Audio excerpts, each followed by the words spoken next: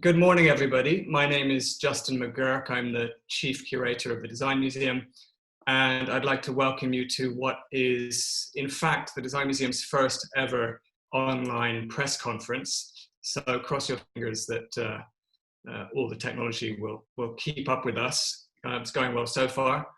We're going to be talking today about a project which is a collaboration between the Design Museum and the American Hardwood Export Council and Benchmark, the renowned furniture maker in the UK. I'll say a few words about the project. We'll invite you to post questions in the Q&A tab. So throughout the press conference, you can be posting your questions and we'll take them towards the end. We have a short video for you as well, but just by way of a short introduction, this is a project which invites 9 designers from around the world, mostly Europe, but it is actually global, to reflect on what they need to work from home during the lockdown. In a sense, you might say inviting designers to make furniture out of wood is a fairly standard brief. But what we found, in fact, is that everybody approached this with a completely fresh perspective because nobody has been in this situation before. Everybody is designing for a new working reality, working from home. They're encountering new conditions. I think it's true for all of us. And the designers are going about thinking about how they will approach this. The other key aspect is that everything we're doing at the moment is happening online. All our communication is happening most of our communication is happening like this. And in the world of design and furniture making, it's quite unusual to try and produce finished pieces without ever visiting the workshop, ever kind of holding a prototype in your hand and making adjustments. So this is also a major experiment in how to produce design and manufacture design with that, remotely, effectively. So the first thing we did in the project was we chose 9 designers to take on this project. And what we're going to do now is just introduce them to you, or rather we're going to let them introduce themselves through a very short video. So I'm going to attempt to share my screen and then play that video for you, and hopefully this will work. So if Lauren can just enable my screen sharing, I'll do that for you now. Okay, that should work. Okay, that looks like we've started some way through. I'll start from the beginning. Where are you?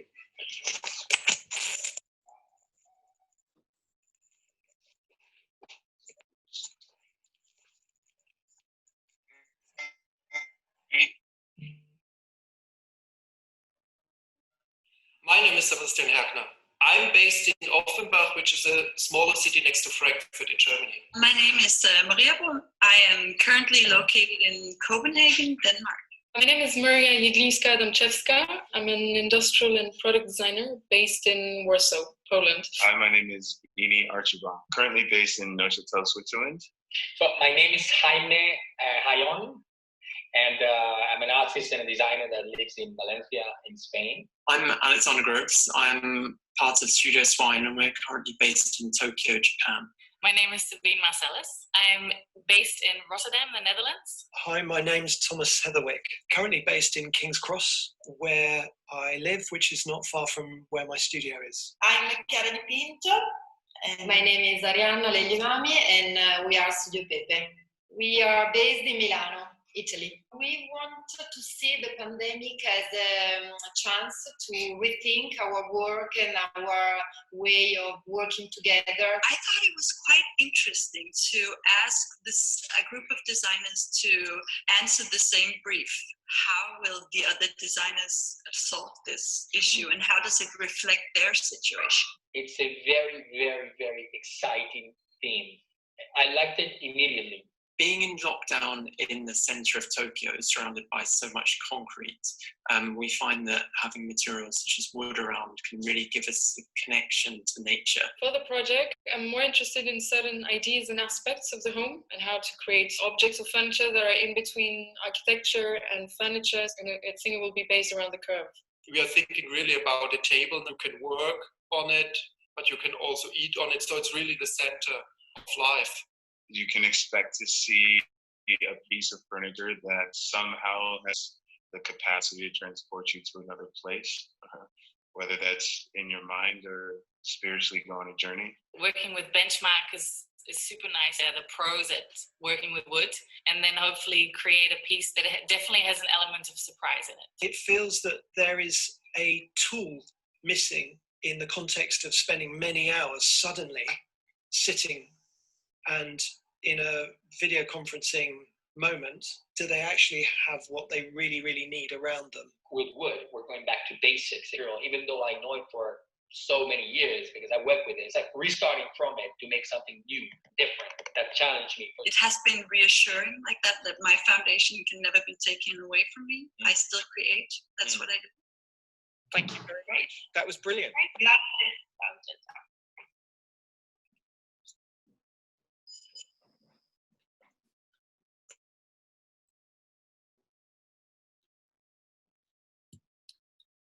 Okay, so I'm going to stop sharing my screen now. I hope everybody could hear and see that video clearly. We can certainly supply it if you can't, but that's just a few words from the designers to introduce them. I think you can tell that straight away from the format, what we're dealing with here, this idea of connected in the present moment. We're all connecting through digital platforms. This entire project has been happening exactly that way. All the conversations have been happening with designers digitally. All the design process will be happening that way.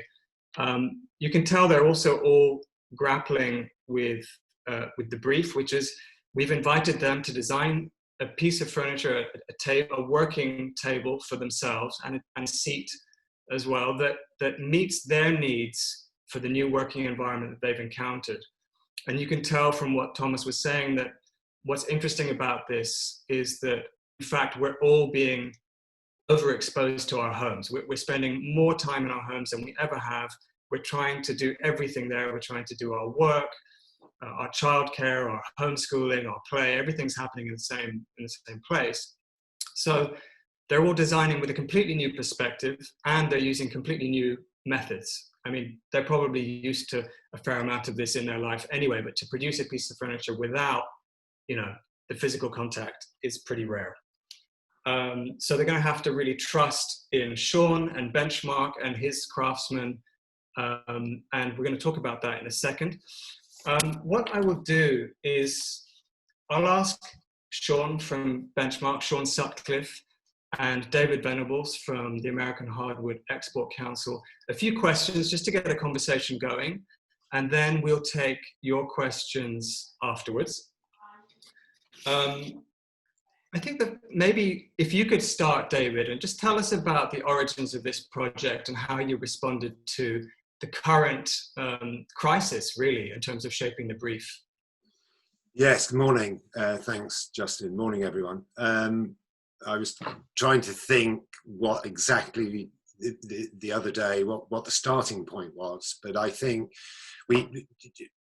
first of all, these creative collaborations for our communication about wood, trying to get people to feel more comfortable about using wood, hardwood that's sustainable and its performance potential. We use these creative collaborations as a centerpiece.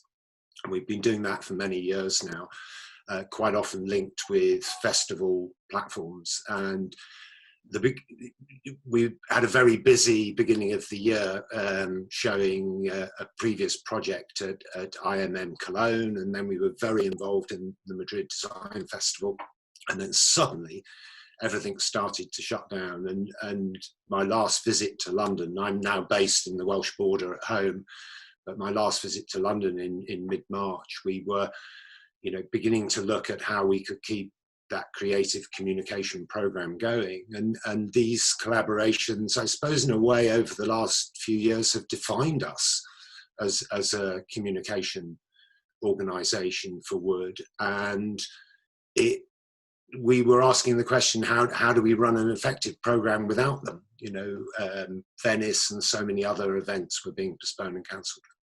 And so we started that thought process. Could we do a project in this restricted environment? And it was around that time in March, I had a conversation with Sean. We've been working on projects together recently, and I said to him, is there any way that you could develop a new design product and do it all completely remotely and actually not bring your designers into the workshop through videos? And his positive answer that they've already done that to a large degree with some products, I think, was the starting point. And that then triggered the whole idea, well, if we could do something, what are the designers' situation at the moment? It was as March evolved, it became very clear that everyone was in the situation we were in, based back at home, working at home, wondering how their businesses and professions would keep going. And so we started to think about a brief, and the idea that you know, living now, working at home, the idea of the table being the center of the house, whether it's for work or play or schooling, or, you know, and that's really how it came about. And we didn't plan it. And I think the beauty of this is it's evolved. And sitting here now, it feels so much more relevant than we imagined it when we started the journey. And, you know, our projects, we tell stories and narrative, as well as trying to communicate serious messages about the performance of wood and sustainability. So it's just fantastic the way it's got its own energy and the designer's response to the brief. And this is where we are. You know, we've been absorbed in this project for quite some weeks now, and yet it's only the start, you know, the exciting bits to come. Thanks, David. Sean, you and your craftspeople at Benchmark are going to be making the furniture. Tell us a little bit about what the challenges are going to be of producing pieces without, you know, the designers coming to the workshop, working remotely with them. You've already started, of course, but tell us a little bit about how it's going to work and what the challenges are. Yeah, I mean, the how of it, I mean, I'm sitting here now, for the 9 projects, I've got the 9 concept sketches here, to different degrees, very diverse. Can't show you them now. I have no method of showing them to you at this moment, but really, really diverse. Given from one brief, we've got a diversity of solutions that is quite enlightening.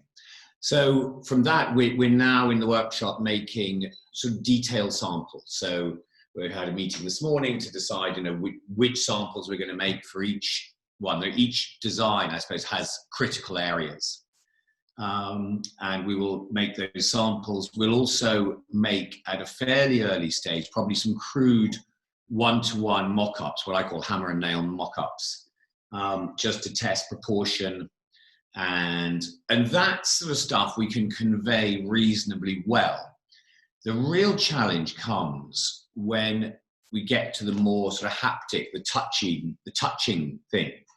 You know, one thing that video conferencing cannot convey is what something feels like. You can't convey the sit of a chair.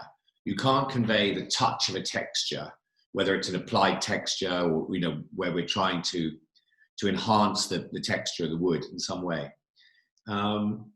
And so that's going to require a sort of significant leap of faith, because whilst I've done quite a lot of sort of video conference product development with designers, you know, in whether they be in Scandinavia or America, what I've never done before is do it wholly digitally. So every aspect, there's always been, you know, a visit or some visits by the designers.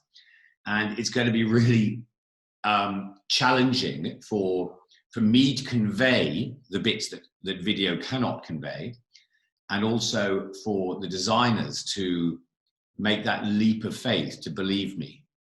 So that's going to be quite fun. I mean, I think that's, and then you know, that'll take up all of June, and then we hope that by early in July we're ready to actually start making the finished pieces, and then through July and August we'll be making finished pieces, doing final adaptations, and resolving the finishes. So, and there will be some, I mean, finishes, I'm sure we'll be sending samples in the post, so there will be a physical exchange of samples. That will be, I think that's allowed within the rules, if there are any rules to this thing. Let's talk about the materials a little bit, because it goes without saying the designers are going to be using American hardwood. In fact, there are 3 types of wood they're using. There's a red oak, a cherry, and a maple. And David, I know that sustainability is really at the core of what you do, and is at the core of this project. So tell us a little bit about the woods and the kind of sustainable practices you're trying to promote. Yes, sustainability has to be at the core of what we do, because it's about the long-term availability of the material. So you can't promote and work with something and change people's attitude to a material if there isn't, you know, a long-term availability of it. So actually, it's misunderstood sometimes within the wood world, and I grew up in it. I'm in many generations of you know, involved in the wood business. We have to think about that long term. It's our livelihood, and it's a natural reaction to want to look after and protect, you know, the supply of our material.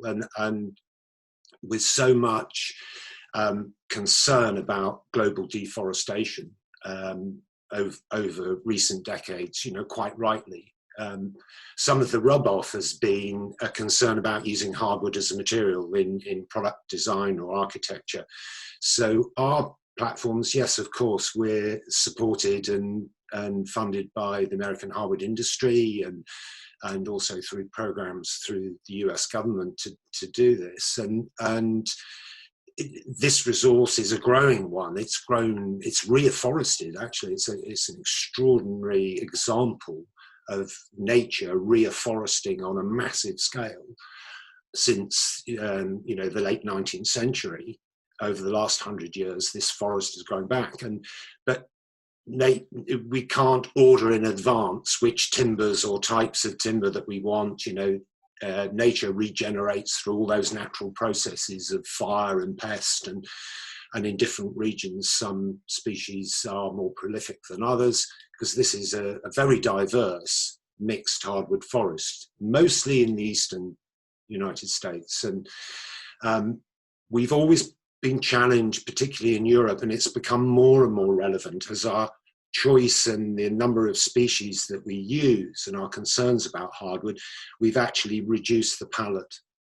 And I think this is restrictive both for designers, it's confining them to a narrower choice, but also I think consumers, you know, wood is so many different options. It's not one material. And the essence of our recent promotion has been to reintroduce or introduce for the first time some of these timbers that aren't widely used in Europe, to create, you know, a balance. We want these forests, they're wonderfully sustainable at the moment, but if you look 10, 20, 50 years, you know, ahead, we've got to try and balance somehow what we use in the market and what we demand with what nature is producing. So recent years, those of you that follow the work we do will have seen a lot of focus on red oak, and we did an extraordinary project last year for the London Design Festival, focused all around red oak, which was kind of introducing, I suppose, that timber to Europe. We use so little of it, and yet we're using oak in everything. But red oak was a new material, and that project Legacy was very successful in highlighting its performance and its sustainability. And at the start of the year, we did have a plan to bring in other timbers, and the maple and the cherry wood that we've introduced into this project Connected I think they're all underused in Europe, red oak, maple and cherry, but the maple and cherry, whereas the red oak we were redefining and introducing for the first time, the market knows maple and cherry, but they're forgotten species.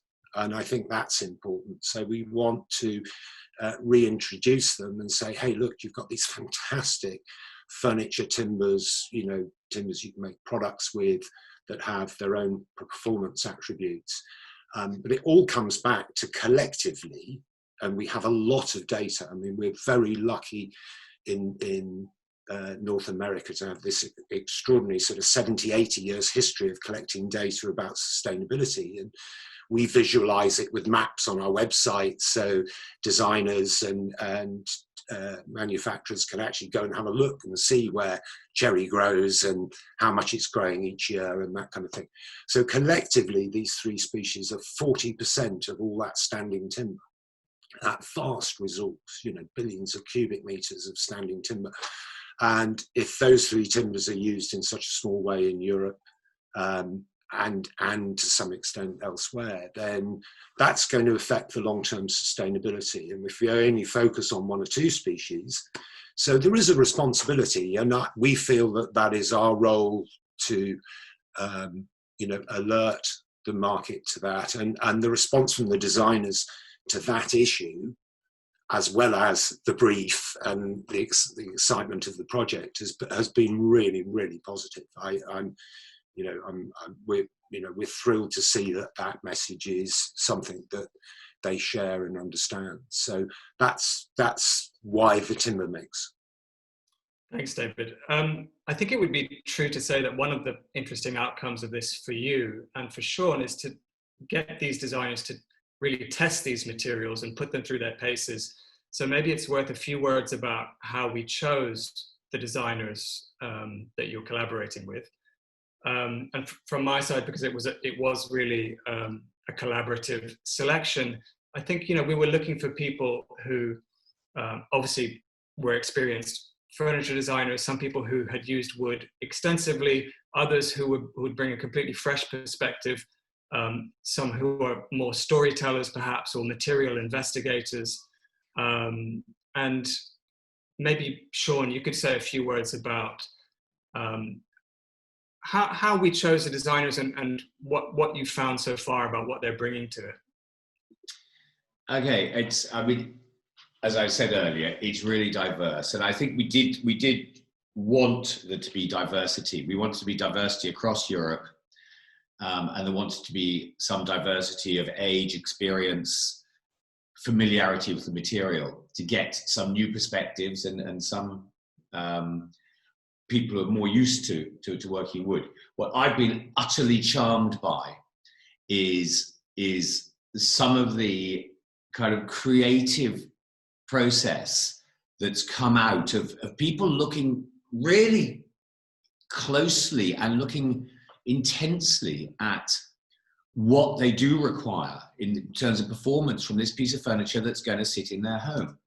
And it's also been very interesting that of all these designers, none of them had ever been asked to design something for themselves. They do it for a job. They design for other people. And here we were saying, come on, design it for yourself.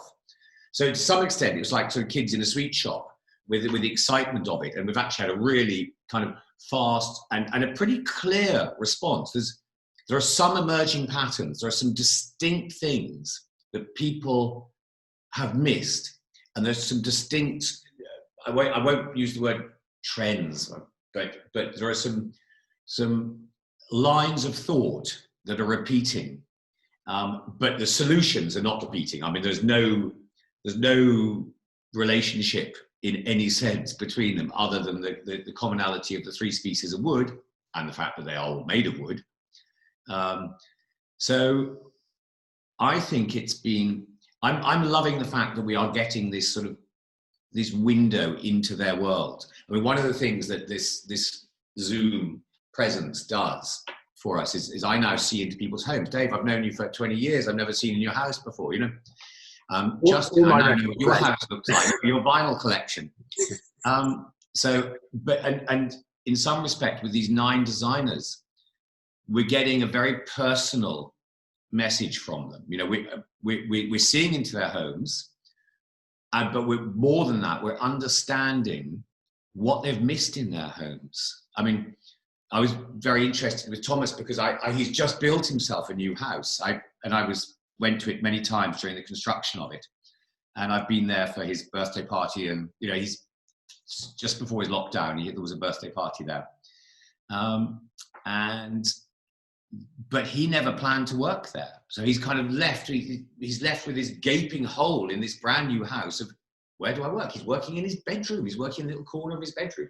So and him I know well, but some of the others, I'm just getting these little insights into their thinking, and I'm really pleased. The choices we've made are diverse, and some of them are quite challenging. I mean, you know, there are some that are trying to do things that are so far removed from what we normally do with wood, but we're trying to respond creatively to that. I'm happy with the choice. I think the choice was well discussed. I was delighted everyone said yes so quickly.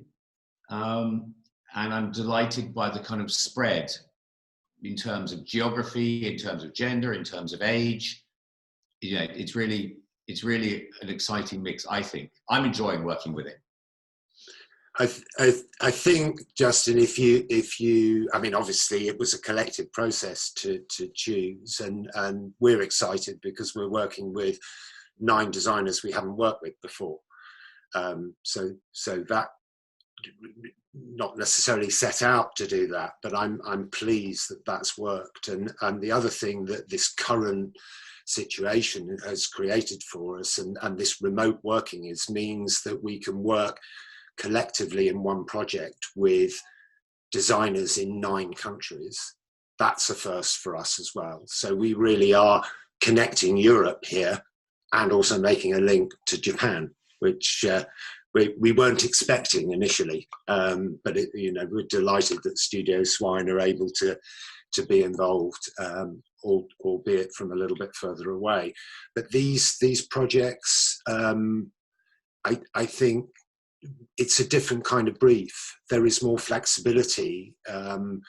This is a world, I suspect, getting to know these designers and other designers we've worked with. Sometimes you can be very confined by a product brief for, you know, a brand or a specific product, and we're allowing a freedom to experiment. I mean, all our project work are designed to be experiments, so we learn more about the process, how designers apply the knowledge of timber to their designs, so that we can understand how better to communicate with them about wood in the future. You know, that's important as well. So yeah, I mean, I'm absolutely thrilled. And as Sean said, you know, a wonderful mix of disciplines and skills. But when you go to really good creative people, they adapt, and they have that ability to problem solve and produce something, and we want to be pushed. You know, we always joke about the fact that we start these projects and we have no idea. You know, there's a huge risk involved in what we've got to make and respond to. But that's part of the excitement for us. Well, thank you both. I'd like to open the floor in a second to all the attendees for their questions, and we have quite a few coming in. But I thought it would be worth a few words just on what people can expect when they get to the Design Museum, which, you know, we're still following events closely in terms of the pandemic and the opening guidelines the government is setting. I mean, we hope to open this summer if all goes well, but, you know, we're still following closely what's possible.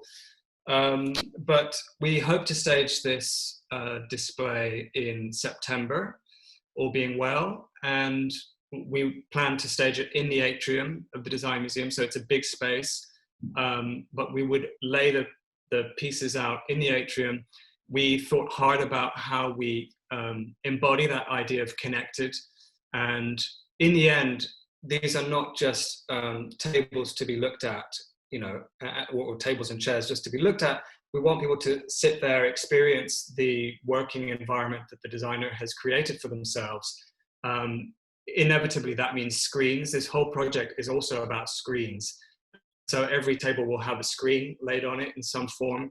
And the screen will be your conduit to the information, your portal, if you like, to the information around that table. So there'll be quite likely the designer talking about their design process and their design thinking that went into the table you're sitting at, but also this idea that potentially, even if only metaphorically, all the tables are connected, all the designers are connected to each other through some kind of portal.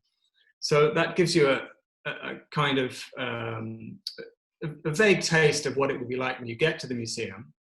So I'll start taking some questions. We have one question from Christine Samuelian. When do you think the pieces will be finished? Sean? End of August. There you go. We're hoping to show them in September, so they'll have to be finished end of August.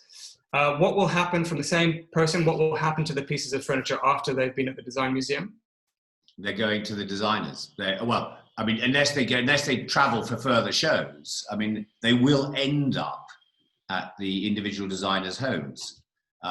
Whether there are other shows, whether we tour it in any other way, I don't know. I think the beauty of this project, because of the circumstances we find ourselves in, that doing it, sort of opening the project up at an early stage, so that the design community and many journalists who are following the project can follow it. We're opening the curtains on the project much earlier than we normally would do, and the designers are all creating video diaries, and there will be once we get into the workshop, we'll be creating sort of videos and snapshots of the process and gradually revealing what is coming. But of course, the final coming together is really important, but it is fluid, so we can respond, and hopefully we will be able to bring it all together with our designers in September. I think certainly I would like to see some opportunities also for further engagement if events and shows begin to open up. But we've got that flexibility. Those pieces are going to be created by the end of the summer anyway. So I like that fact that there's a bit of fluidity to what we can do with it. But yes, eventually, of course, those pieces will go to the homes of their creators. Thank you. Can I just ask any attendees who want to ask a question, instead of raising your hand, if you could post it in the Q&A, that's where I'm looking at the moment. Another question from an anonymous attendee: will you be doing a life cycle assessment for this project as you have previously?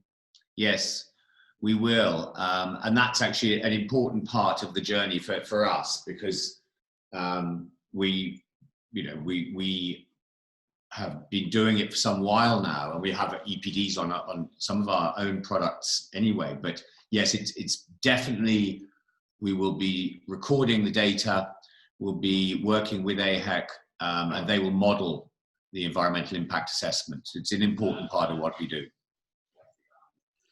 Yes, we did initial environmental life cycle work nearly 10 years ago now, collecting data from sawmills and forestry practices in the US. So rather than using just general numbers on wood, we did something very detailed for all our American hardwoods. And over the years, where there's been opportunity in projects, we've wanted to understand, we know what the impacts of producing our raw material and even transporting it around the world, which is one of the reasons why we feel very positive about offering this material to global markets, because in fact the carbon footprint impact of moving bulk timber around by ship is very small compared with even rail and certainly road.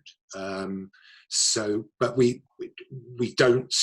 still learning what the biggest impacts are often on what you actually make. So by working with Sean and his team to collect that data for each piece and all those processes, we can put them into modeling systems and produce pretty accurate life cycles. And I think, you know, a lot of the designers, that's, for some of them, that's a relatively new thing. So there's an excitement and interest around that. And of course, you know, our message is that overall, making products in wood is environmentally a lower impact than almost all other materials. So, you know, and in today's world, you know, we're in a pandemic, but we mustn't forget the big issue of climate change. And, you know, I think that's a way to keep those messages going. So yeah, it's another challenge of the project, but one that we want to do. Okay. From Katrina Burrows at the Sunday Times. Do any of the timbers have hygienic properties? Okay, so of course it's a big question at the moment, and wood does have very good antimicrobial properties. The problem very often is what we put on the wood. So if you lacquer wood, effectively you're putting a plastic coating on it, and you're then down to the very poor microbial performance of plastics, which are one of the worst surfaces. Wood in its microporous state, so if whatever's on it can soak into the wood, has a natural property of killing microbial life, including viruses. So on raw wood, the properties are pretty good, and that goes across most woods. The higher the tannic acid content of the wood, the better the microbial performance is, and the more raw the wood is. In this instance, because these are specifically aimed at people's homes, the idea of microbial protection will be less significant than if we were talking about workplace or communal or medical care furniture. But it's something that's really on our mind, and happily wood performs pretty well as long as it's raw. Lacquered wood doesn't. Oiled wood, as long as the oil is microporous, does. So yes, Katrina, it's very much on our mind. And beeswax is really good, by the way. Beeswax is a really good finish, because it turns out that beeswax has fantastic antimicrobial and antiviral properties. So I can see we're going to be using a lot more beeswax in the future. And obviously complementary materials. Copper is the best material of all, but actually no one's using copper. But yeah, it's a very relevant question, Katrina. Thanks, John. Another anonymous question. How do you see COVID-19 affecting the next stages and final outcome of this project?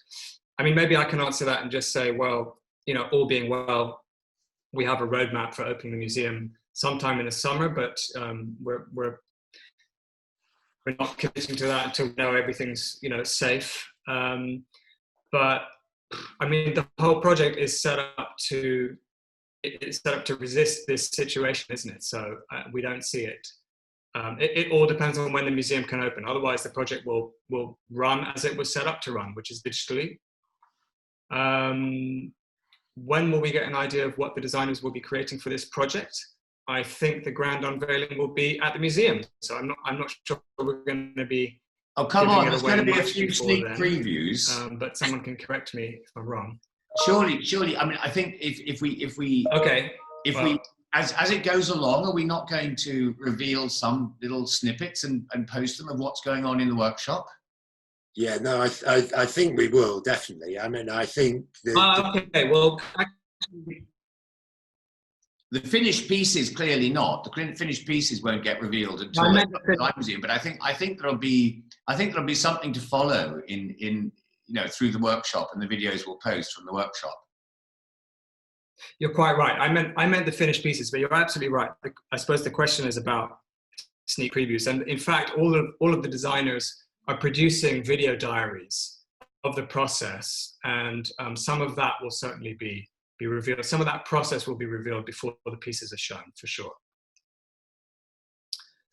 So in fact, that's a question. It would be great to hear directly from some of the designers and see their studios. So that you will see all of that through the video diaries that they're making. So we're trying to document the process effectively of the digital design and ultimately making of these pieces. I think the question about the pandemic's interesting, because from our perspective, it's kind of enhanced the project.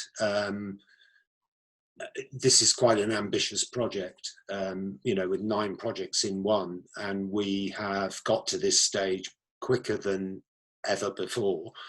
And although we're constrained by certain things, actually it's enabling the project to move forward and have more dimensions to it, and more engagement and involvement than if we were all on planes flying around the world, not available. And, you know, so you know, in a sense, it's a one-off in a moment of time. Although the outcome, in a way, these are projects we've done before, but this is feeling very different. So a question here from Giovanna. What's the most interesting thing to have come out of the digital communication you've been using? And based on this experience, would you work in this all digital way again? Good question. I think it's inevitable. I mean, you know, we've been doing it for some while anyway. I think the friction that we're going to see in terms of traveling, whether it's, you know, regional or international travel, are absolutely going to make us get much more familiar with digital communication. I mean, I ideally hope, look, we're social animals. I hope to God that we will still be able to travel and meet and share in person. But I think we'll just do it a lot less. So I think there will be a significantly increased, from this moment henceforth, reliance on digital. But I really, really look forward to getting more visitors back into the workshop as well. You know, the architects and designers that come to our workshop, you know, it used to be every single day we had teams of coming in. I think that will be less, or there'll be smaller groups. But yeah, of course, digital is going to be a much, much bigger part of what we do. Yeah, but it's not everything. Yeah, I would echo that. You know, I don't think we want to see the replacement of that idea of people coming together and touching and experiencing products or engaging, you know, with design outcomes. That would be a great shame. I think it's wonderful that we're able to still do something in you know, this difficult environment, but the tools we're using, it's opened our eyes. You know, I very embarrassingly said on some of the earlier design meetings that we've had, I hadn't heard of Zoom until, you know, a couple of months ago, and then quite a lot of the designers went, no, neither have we. You know, suddenly, you know, we're discovering different ways to work, and I think some of that, and remote, and maybe traveling a bit less, and there's a lot of environmental implications to that as well. So I hope some things do rub off, but we don't, as Sean said, we don't lose that ability to, you know, we don't want our connections to only be like this. No. Well, I like people. I like kind of, you know. I know you do. I see there's a question there about what if they all choose the same wood? Hey, that's not going to happen. I mean, they're definitely not all going to choose the same wood. No. And they're not all going to look the same. I'd say there's an even spread, actually. What I'm looking at in front of me now, I'd say it's a pretty even spread.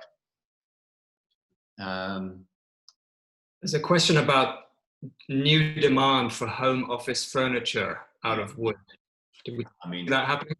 Yeah, it's absolutely going to happen. I mean, I think at the moment people have made do with whatever they had, and people are working with sort of woefully inadequate solutions. When everyone can get out and shop a bit more easily, and when they've worked out how much time they will be working from home, we're expecting to see much more interest in working from home solutions. And not everybody wants to work at you know, a desk from what's that Swedish firm that sells furniture called, the one with the blue and yellow signs, the cheap ones. Not everyone will just want that. You know, people will want well-considered, beautiful things that enhance their home and enhance their working experience. I expect to see a lot of variable height working. I expect to see a lot of tactile things. You know, yeah, we all want a better way to work at home. If we're going to be spending more time working at home, then, and employers will also have a duty of care.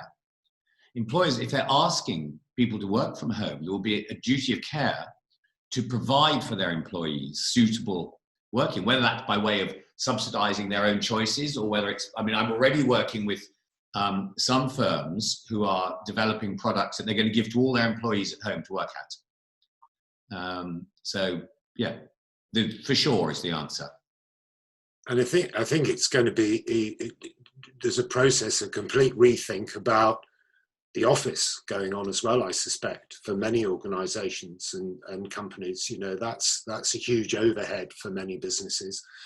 So where you can work, I think so many of us all at one time have proved that we can still function very well, working remotely, connecting in a digital way, and bringing that new discipline and in many cases increased productivity, actually. So there's been a benefit. So I think it's going to be a really interesting debate. It's started already and it'll fold out. In terms of new products and things, yes, I would echo what Sean said. I'm sure there's going to be a lot more interest in new design solutions, and I'm sure our designers, while making something for themselves, have been thinking about that as well. There's a slightly tangential question here from Alex. Are there any job opportunities for graduates at Benchmark? I saw that one. Alex, email me. So some of these I mean, job opportunities are not being posted on our website at the moment. That's for sure. It's tough times all around. Look, Alex, email me. A question from Corinne Julius. Will visitors be able to touch the furniture in the museum? Part of the joy of wood is the tactility. I mean, I can answer that and say yes. We want them to touch it. We want them to sit down at the desk and you know, watch the media that will be provided, but also to sit down and experience the kind of the work setup that designer has created for themselves.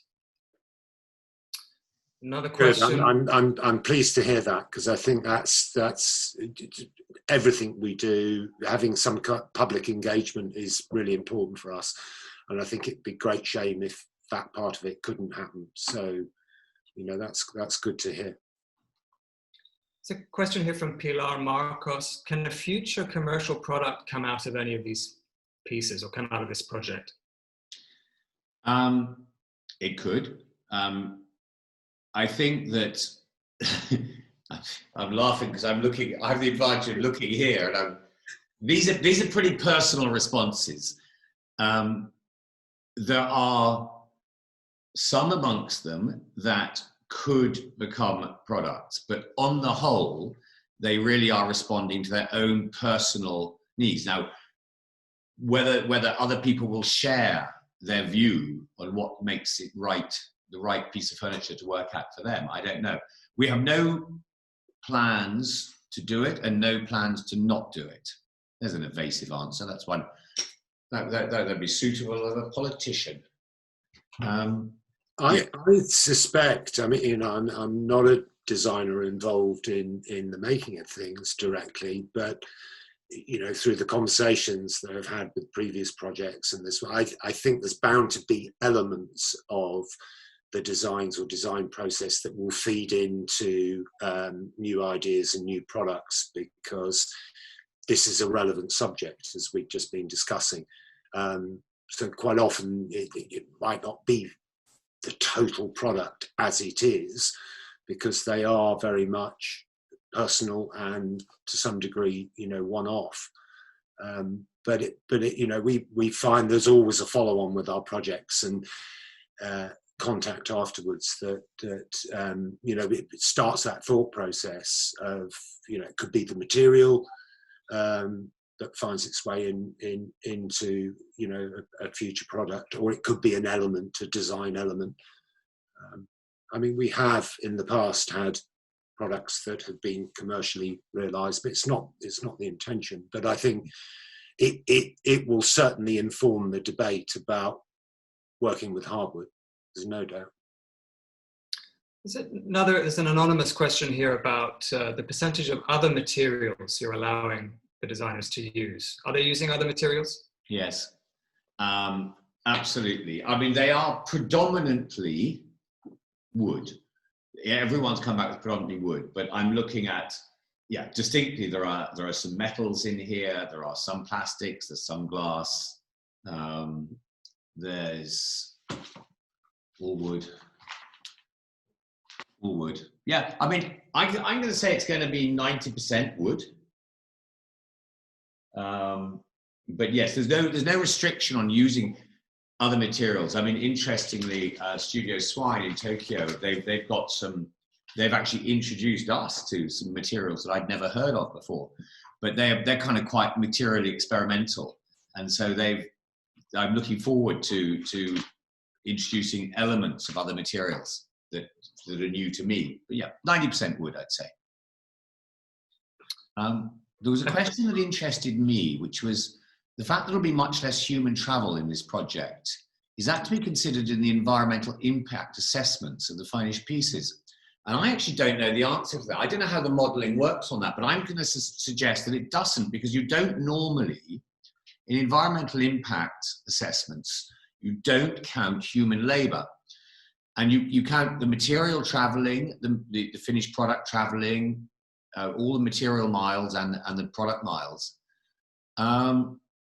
But I'm not aware that in any model that I've seen, you're counting human miles. And somebody shoot me down if you will, but I mean, obviously the people who are modelling it will tell me the answer to this. But it should be a component, but I'm not sure it is in anyone's models. Dave, do you know differently? Yeah. When we had brought this up as a consideration, it does come into our discussions when we're modelling.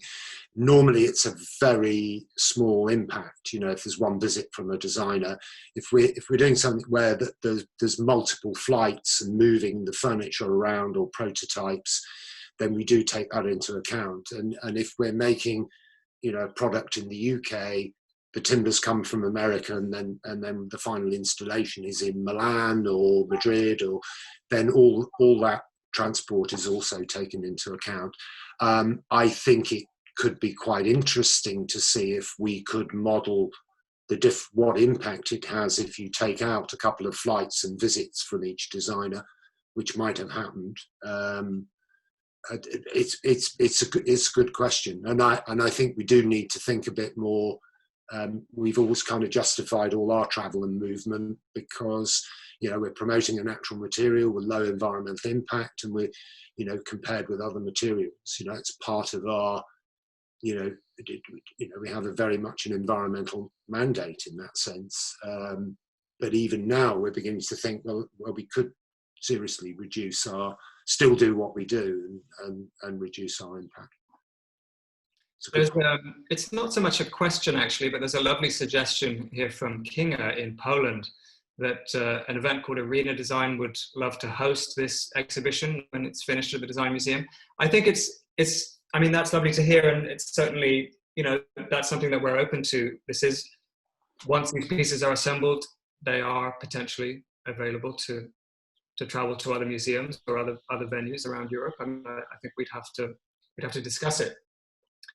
But let me see. I don't know. I mean, listen. Apologies to anyone if I haven't answered your question or if I haven't posed it to the panel. But generally, I felt like if we've already answered it, then I kind of moved on. Is there anything as we start to bring this to a close? I have a couple of final remarks, but Sean or David, do you have any final remarks? Only to say that I'm looking forward to seeing this through. It's going to be, it's quite joyful. Some of the things are really, really playful.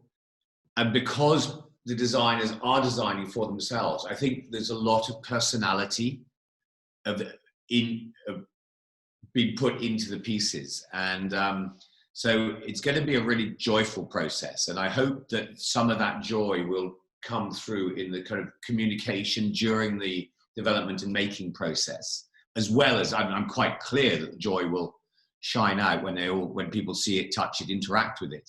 But I'm hoping we can convey some of the some of the excitement. I mean, already over in the workshop, you know, some of the craftsmen over there going, oh, bloody hell, how are we going to make that then? And God, oh, we could try that. You know, there's already a buzz around it. You know, some of the things are pretty challenging, unusual solutions. So, yeah, I hope we can convey that. I really hope we manage it during the process of the making over the summer. Yes, I would echo that you know, I would just love everybody to see the inside story of what we're seeing and the development of it. And obviously that's impossible, but if we can share some of the process and some of the challenges and give a bit of an insight. We're all following things more digitally. I mean, it's one of the, you know, great opportunities of working with you, Justin, at the Design Museum, because you have such a big online following as well, you know, as a physical presence. And, you know, we're really looking forward to being able to engage that as we go along. And I suppose in a way, a lot of our work has been done to set it up, and, you know, the ball now shifts very much to Sean. And yeah, we're looking forward to getting in the workshop and things happening. I did notice on the chat there was one question about steam bending and things. Some of these timbers steam bend very well, so I think we might see some of that I can see that. You take red oak, as we proved. You don't even need to steam bend it green. You can actually take dry wood and it bends incredibly well. I mean, maybe just a quick final comment from me, which is to say, obviously the Design Museum has been closed for the last few months because of the pandemic, but we've been working on this project and obviously developing the forward program as well. The work hasn't stopped. And for me, this has been such a pleasure to work on, because not only is it, you know, a fun and experimental project to do with making and working with some wonderful designers, but you know, I feel quite connected to it, because this is one of those topics that is so current and is something that we're all living through. And as I sit here at my desk with my laptop, you know, and I'm following the conversations with the designers, you know, I can't help but think about how it applies to my own life. Why am I sitting at this particular desk in the way? Why have I set everything up the way that I have? And, you know, really it just comes down to habit or circumstance. And watching the designers think through the process has been quite inspiring. And it really made me think, well, I should probably redo everything you know, my entire setup here. But it's been fun to follow, because you know, everyone's in the same position. Everyone's thinking about their well, at least people working from home, they're thinking about their work setup. And so it felt hugely relevant to my life, as well as a curatorial project. And we, you know, the Design Museum is really looking forward to hosting this, hopefully in September. And we're looking forward to welcoming anyone who can make it to come and see it. I think that's about it. I mean, the only remaining thing to say is that we'll be sending out a press release in the next couple of hours. So if you have any further questions, just, you know, the contact details will be on that release. So it only remains to thank David and Sean and the team at American Hardwood for helping us set up this press conference. And thanks to everybody who joined today. It was well over 100, so that was great. And I don't know who ends this. This is the kind of you have to. The perennial question: how do you end a Zoom conference? We say goodbye. I'm going to say goodbye and press this red button in the bottom right. So bye, everybody. Goodbye. Thank you.